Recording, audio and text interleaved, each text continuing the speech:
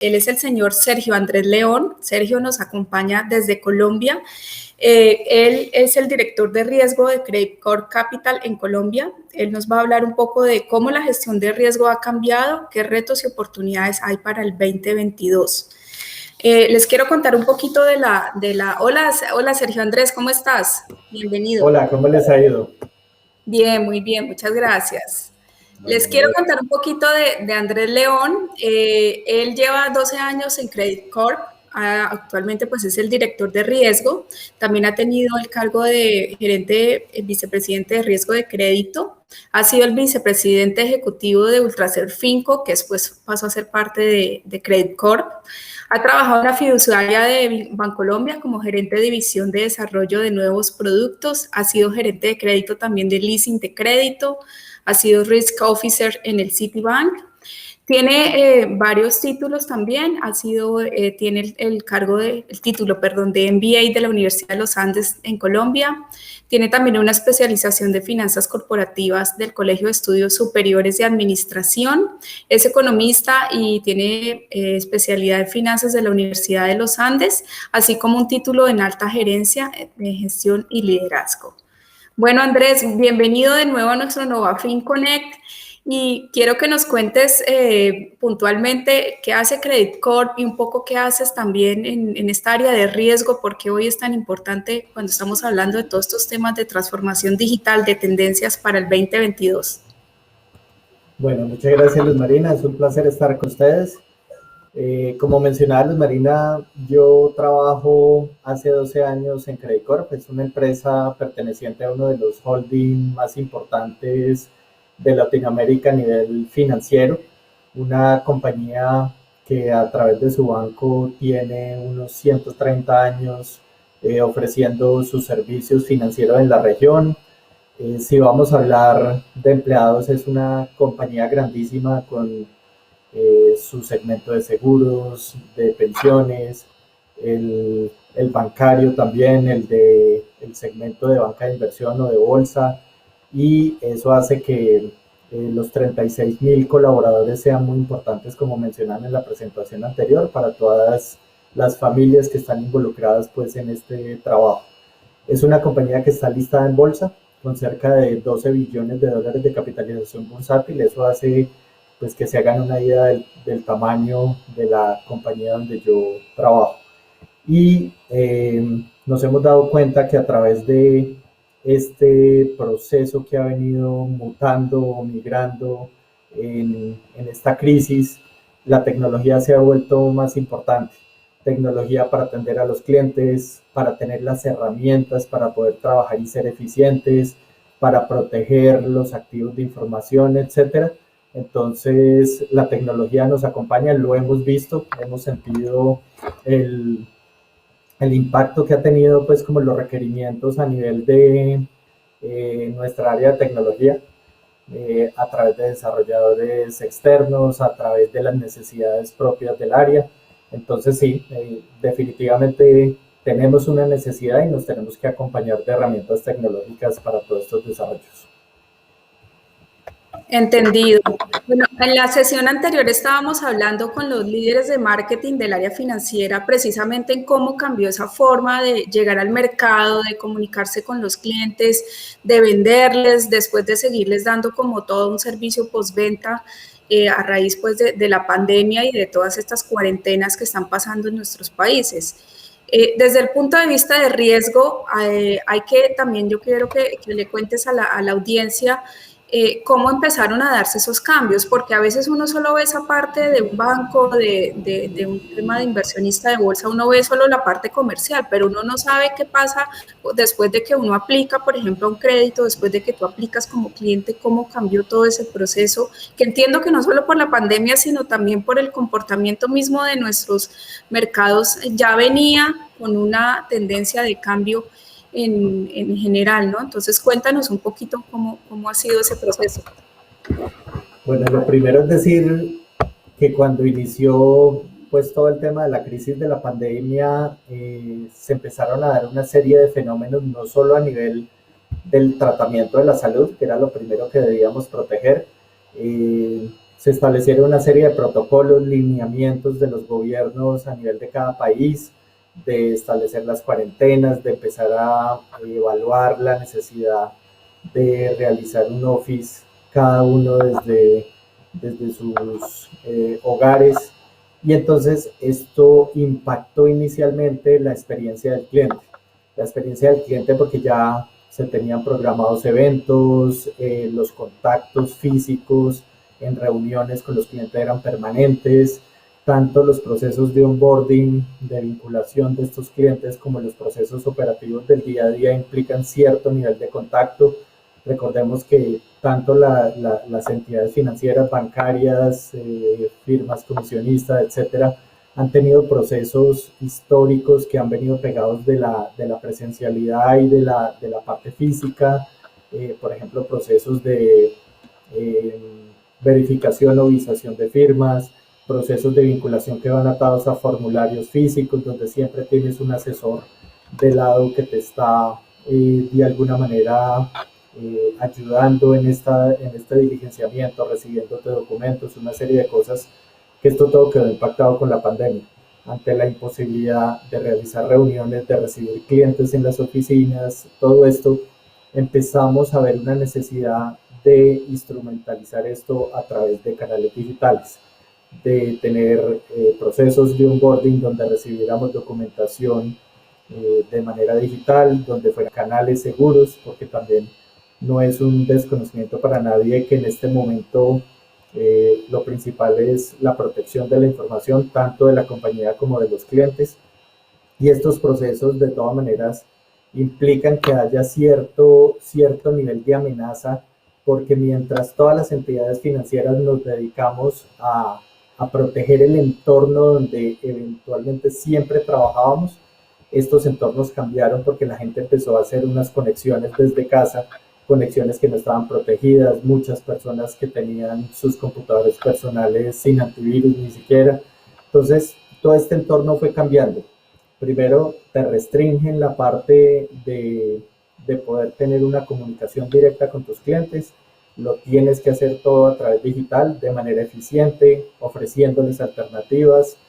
Muchos clientes frente a esta experiencia no se sienten cómodos. Recordemos que tenemos todo un portafolio de clientes, desde gente muy joven hasta gente que ya tiene una edad mayor, donde no están acostumbrados a usar tecnologías de la información, y para ellos debe ser fácil el acceso a estos servicios, y lo deben ver como ya una necesidad de aquí en adelante. Entonces empezamos a migrar como hacia eso, a establecerles los canales que fueran fáciles, que tuvieran diferentes alternativas y que fueran seguros. Y ya desde otro tipo de experiencias empezamos a ver, ahí hay una pregunta, ahorita le respondo al señor Germán. Empezamos a ver también una necesidad de hacer seguimiento a diferentes riesgos que se fueron presentando a través de la pandemia. También no es una sorpresa para nadie que ante estas cuarentenas hubo sectores muy afectados, los sectores de hotelería, los sectores de aeronáutica. Entonces fueron sectores que al ser cerrados empezaron a tener unos impactos importantes, y estos impactos se vieron materializados incluso en el dinero que nosotros administrábamos de cada uno de estos sectores. Implicó otra nueva experiencia de hacerle seguimiento a estos clientes, de mirar, entre otras cosas, sus flujos de caja, y empezar a ver esa experiencia para ellos que implicaba en términos, por ejemplo, de atención de obligaciones de crédito. Vinieron políticas de alivio por parte de los gobiernos, que no se estigmatizara que un cliente estuviera mal. Entonces ya no iban a haber calificaciones ni en B, ni en C, ni en nada de esto por una refinanciación comercial. Entonces, pues bueno, fue parte como de esta dinámica. Frente a la pregunta del señor Germán, pregunta, dado el home office que se operó por pandemia, experiencias frente a riesgos de fuga de información y de prevención de riesgo de fraude. Claro que sí. Esta fue una de las principales ítems donde a través de los comités de crisis se activaron. Obviamente nadie debe desconocer que esto es una crisis, que esto no es un escenario normal. Sí se empezaron a presentar mucho más ataques. y no en una entidad en particular. Digamos que eso lo vivió el mundo, el nivel de ataques fácilmente subió a casi 3 veces los promedios históricos que se venían registrando, ataques de todo estilo, phishing, ataques de vulnerabilidad de día cero, etcétera. Entonces, ¿qué hicieron las entidades? Pues muchos gobiernos ya venían a través de sus superintendencias eh, estableciendo protocolos de seguridad y planes de acción para esto, con centros SOC que permiten estar viendo en tiempo real los ataques a cada una de las entidades y ir monitoreando cómo nos estamos defendiendo ante estos ataques. Eso se vio acompañado no solo de tecnología, digamos que las entidades podemos tener nuestros antivirus, nuestros firewall, nuestros protocolos de conexión a las diferentes vías de conexión con los empleados y la base de datos, por ejemplo, pero no fue lo único. También tenía que existir una capacitación, una cultura detrás de los mismos empleados, porque cuando tú tienes gente trabajando desde casa y les dices que tienes que tener un antivirus, pero que además no puedes darle clic a un correo para que ese correo no te vayan a hacer un phishing, pues tú estás en manos del empleado. Tú tienes que capacitarlo, concientizarlo, establecer políticas detrás para que con el acompañamiento de la tecnología ese matrimonio que hay entre los dos pueda funcionar, porque tú le puedes poner la mejor tecnología, pero si cae en una trampa de estas, la entidad estaría de todas maneras con un nivel de vulnerabilidad importante. Entonces, esto se tiene que acompañar de ese tipo de instrumentos, de capacitaciones, de concientización y de políticas donde también dentro de los contratos laborales se establezcan responsabilidades del empleado para proteger la información de la compañía y de los clientes. Ahora, frente... Dale, sí, dale. No, termina. Frente a otro tipo de riesgos que estuvimos viendo durante la crisis, obviamente el de ciberseguridad era importantísimo. También estuvimos viendo desde diferentes frentes otro tipo de riesgos. En el frente de riesgo crediticio, obviamente todo lo que les cuento, la necesidad de realizar refinanciaciones de las obligaciones por alivio, los impactos que hubo en el capital de los grandes bancos en entidades de crédito producto de las provisiones que debían hacer de esa cartera de crédito, de los requerimientos de capital que tenían que soportar esa realidad que estábamos viviendo a través de las carteras o de las obligaciones de mora, los seguimientos frecuentes a la evolución de su situación financiera, y eso implicó, era tal, digamos, el impacto en la necesidad de hacer seguimientos que implicó mecanismos masivos para poder hacer estos seguimientos. Si vas haciendo el seguimiento uno a uno, las fábricas de crédito y las fábricas de seguimiento de cartera pueden resultar insuficientes ante una situación que es masiva. Entonces, ahí debes utilizar una serie de instrumentos que te permitan tomar decisiones rápidas, apuntar a los clientes más sensibles y que los puedas acompañar con soluciones de este estilo de refinanciaciones de las obligaciones por alivio. También hubo impactos desde el punto de vista de riesgo de mercado, impactos en la liquidez del mercado. Cuando las compañías estén mal, ya no tienen dinero para estar depositando como excedentes de liquidez en el sistema financiero a través de cuentas corrientes, cuentas de ahorro, estar haciendo depósitos en CDPs, en fondos de inversión colectiva.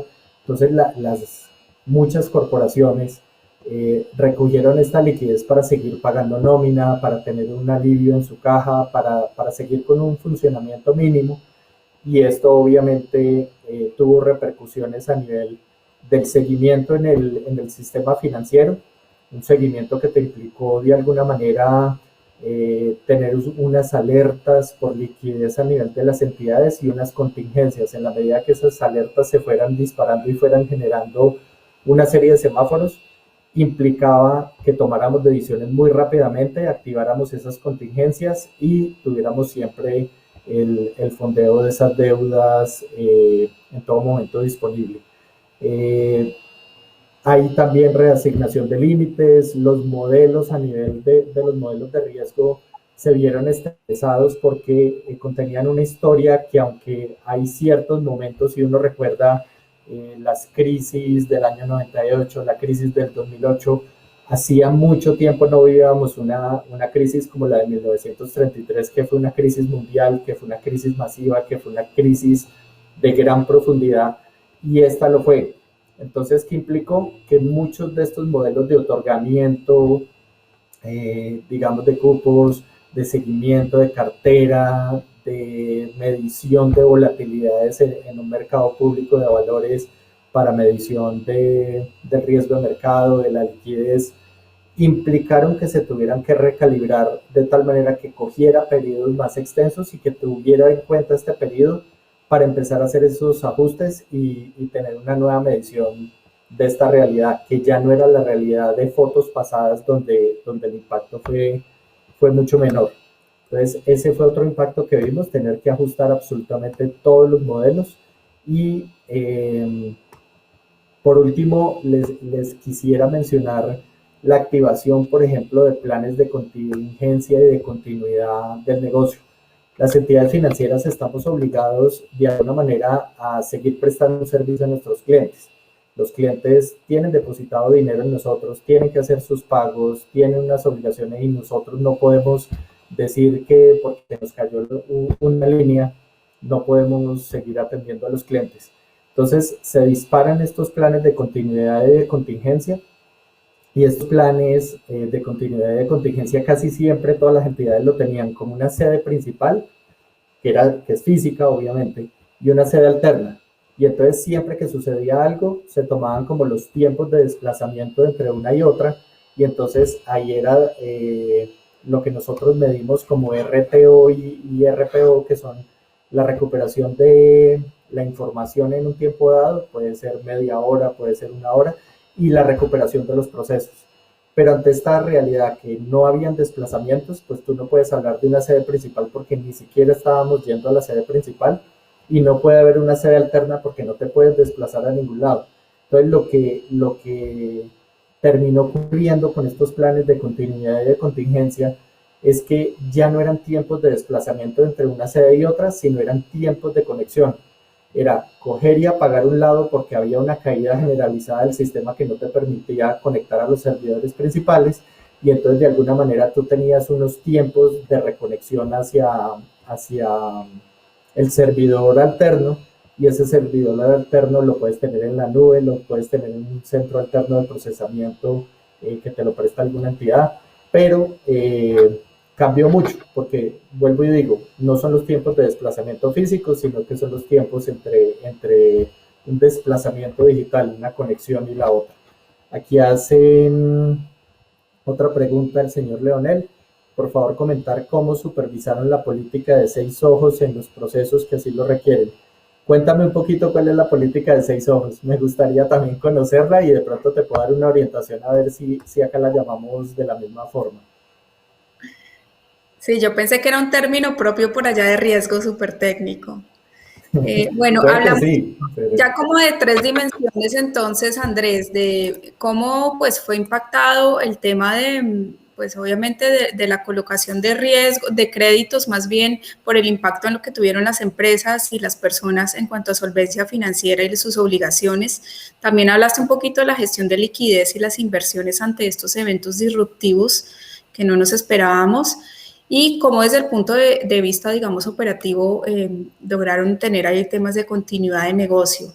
Hay un aspecto muy importante que te quería preguntar, que era cómo juegan las regulaciones. ¿Han cambiado, han ayudado para poder darle continuidad con este trabajo? Nos dijiste que obviamente estás en un sector que es muy regulado, pero ¿qué tipo de cambios hubo también a raíz de esta crisis? ¿Cómo lo sentiste en Colombia? Sé que algunas veces en lo que puedas compartir de lo que sepas de los otros países, ya ustedes estando a nivel regional, ¿cómo viste que está el segmento en Colombia, en Chile, en otros países en los que ustedes operan? Tal cual, digamos que lo primero que sucedió es que siendo un mercado tan regulado, teníamos unas condiciones de operación que eran físicas. Entonces, cuando hay ciertos niveles de trazabilidad, de registro de las operaciones, de confirmación de las mismas, de protección de las mismas, y cierto nivel de monitoreo a nivel de los sistemas de control interno, pasar de operar de una entidad donde tienes toda la vigilancia a través de sistemas de grabación, a través de cámaras, a través de la misma presencialidad que te implica estar viendo un grupo de trabajo